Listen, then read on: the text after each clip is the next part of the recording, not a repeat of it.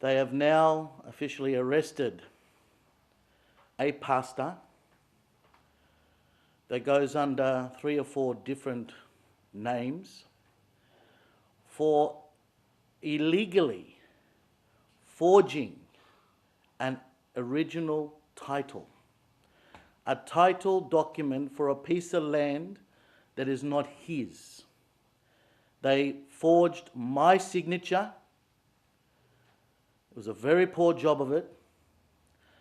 They forged my signature as well as other documents as well for a piece of land that he has no right to have whatsoever.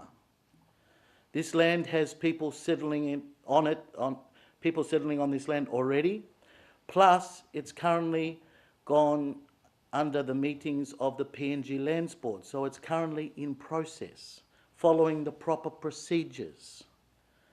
Now, this was before my time, but the situation is this incident has now come to our attention since we've opened the Fraud and Complaints Unit.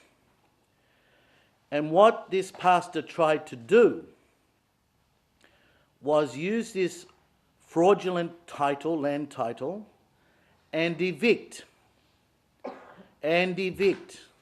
innocent people from the land that they are living on.